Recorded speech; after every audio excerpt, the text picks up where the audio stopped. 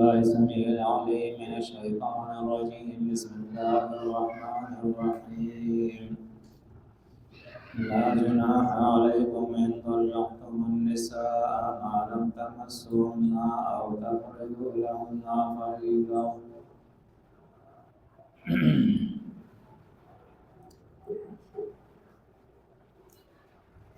مسائل د طلاق چې دی هغه بیانېږي او د دې تعلق دا د تدبیر منزل د امور نه دی چې تر کومه پورې معاشره د مؤمنانو د الله د قانون مطابق نه جوړه شوې او انصاف په دې کې نه قائم شوی تر هغه پورې دی میدان قتال ته نشي کوزیدې او د دشمن مقابله نشي کولای نو مخکې د هغې نه چې دنیا کې تاسو انصاف قائم وئ مخکې خپل کور کې انصاف قائم کړئ بیا وروسته بهر ځای د انصاف قائمولو لپاره لا جناح نشته ده سګنا علیکم پتا سو باندې ان طلقتم النساء طلاق کړي تاسو خزي ما لم تمسوهن او تروسا نه مسکړي تاسو هاوي نکاح کړه دے لیکن لا مباشرت او قورواله نه دي شوی او داغه نمخ کی خزا طلاق کړه او تفریضو لهن فریضه او نه مقرر کړي تاسو دا وې د پارا سمهر فریضتن مراد مہر ده چې نه قورواله شوی ده او نه دا وې د پارا سمهر مقرر کړي ده بس صرف نکاح شوی ده نو دا داسې صورت کې بیا سکول دی په داسې صورت کې بیا په دغه سړی باندې مہر چې دی هغه نشته دی صرف خرچه به ورکوي څه فایده به ولا ورکړي که مالدار د خپل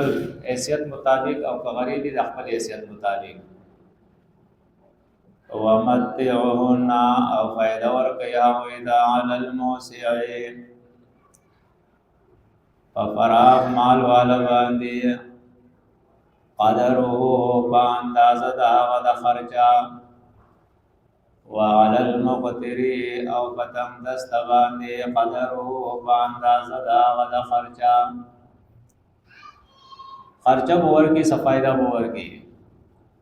متاعن دا فایده ور کول دی بالمعروف د شریعت مطابق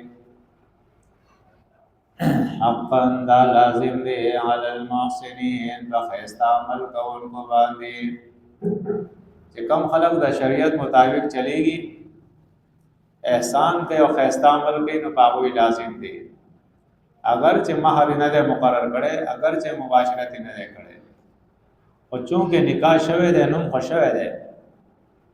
نو د دې وجه نه سره صفایده دی ولا ورکی وَإِن طَلَّقْتُمُوهُنَّ أَوْ طَلَاقٍ کړي تاسو دا زنانا من قبل ان مخکد دینا تمسوهن چې یوځای شي تاسو دا وې سره مخکد یوځای کېدو نه هغه ته طلاق ورکو وقد فرضتم او یقینا مقرر کړي تاسو لهن د پاره دا وې فریضه مہر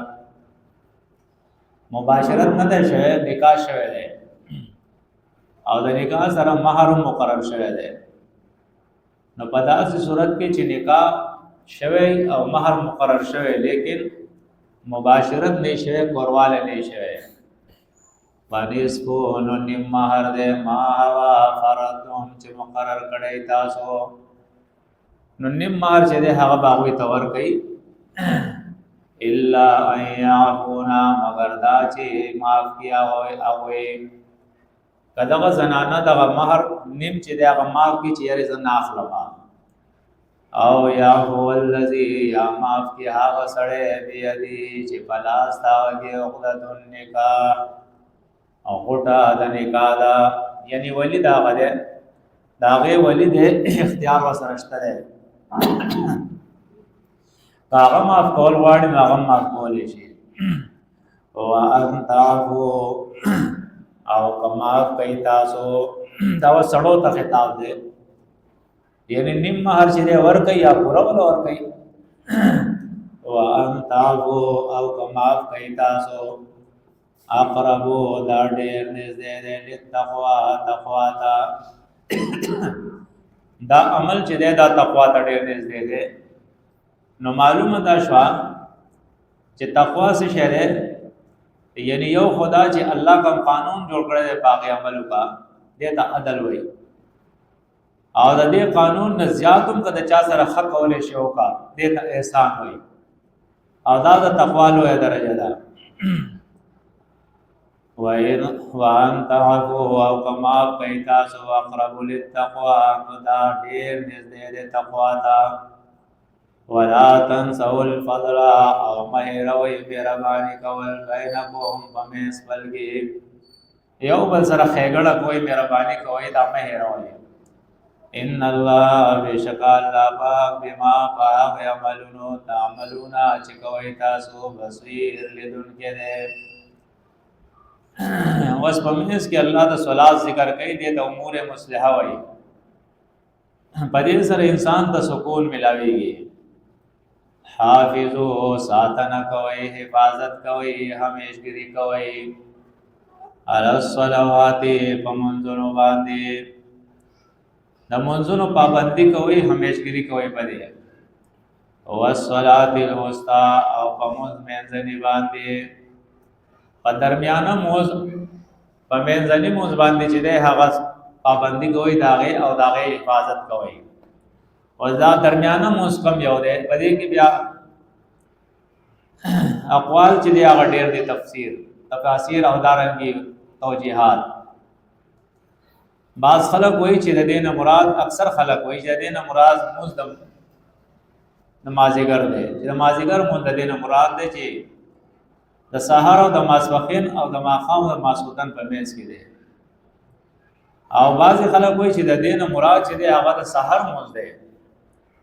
ځکه چې سحر مونږ چې دی هغه په منځ کې دی د دوه منځونو د ورځې او د دوه منځونو د شپې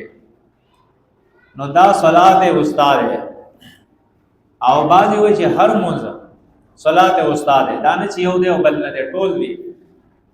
ځکه چې پنځه منځونه دی او هر منځ چې هغه د سلور په منځ کې دی نو د دې خوا دی او د دې اخوا دی نو بعضو دې ته ترجیح ورکړل چې د دې نه مراد هر منځ دی حافظو همیشګری کوي علی الصلوات پمنځونو باندې او الصلات الوسطى پمنځ درمیانا او قومو او ادریږي لله الله تعالی قانتین تابعداري کوونکی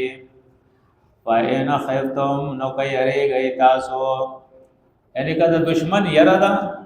او ټیم د مانزه شو